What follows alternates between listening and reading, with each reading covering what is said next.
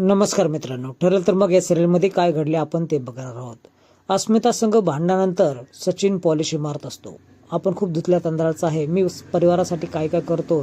अस्मिता मला काही समजूनच घेत नाही, ती सारखी चिडचिड करते. तिचं असं म्हणणं खूप चुकीचं आहे की मी सतत तिच्या पशीच राहिलं पाहिजे, असं तर त्याची बाजू मांडतो. आणि एक पुरुष म्हणून अर्जुन देखील त्याची बाजू समजू शकतो. पण खरी बाजू ही सायली आणि अस्मिताला माहीत असते.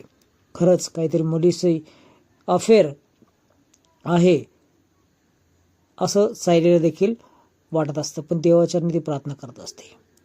इकडे सुमन खूपच डिस्टर्ब असते, कारण मैपतच्या कॉन्टॅक्टमध्ये हा नागराज तर आहे, पण नागराजचा काही तपास लागत असतो.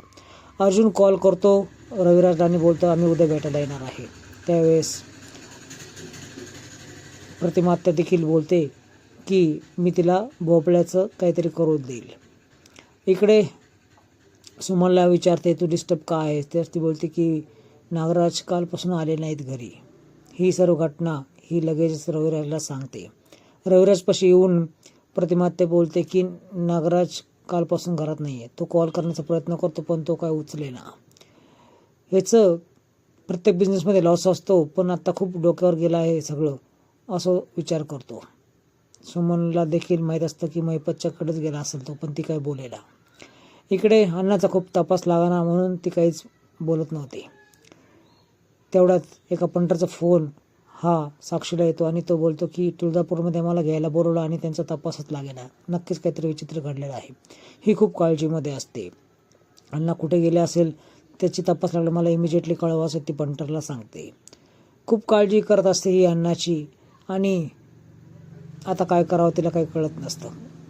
इकडे अर्जुन आणि सायली गप्पा मारत असतात की अस्मिताच्या बाबतीमध्ये तसं काही नसावं अशी देवाचरणी प्रार्थना अशी सायली बोलते. त्यावेळेस बाबू संदर्भात अर्जुन विषय छेडतो. बाबूला बघितल्यानंतर मैपतने इमिजिएटली एका व्यक्तीला कॉल केला होता, याचा अर्थ तो माणूस नक्कीच त्या कॉन्टॅक्टमध्ये असेल. या दोघांचीही परिचिती दोघांनाही होते.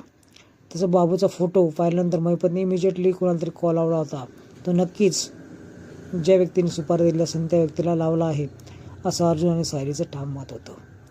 इकडे सकाळी उठल्यावर अर्जुनची फाईल सापडत नसते. तो सायलीवर तंतन करत असतो. मी माझ्या सगळ्या फाईल जागेवर ठेवतो पण या फाईल ऐनवेळेस सापडतच नाही. त्याच्या सायली बोलते की फाईली तुम्ही टेबलावर ठेवल्याच नव्हत्या, पलंगावर ठेवल्या होत्या आणि त्या ठिकाणी ठेवल्या आहेत. तीच त्या फाईल ते सापडून देते.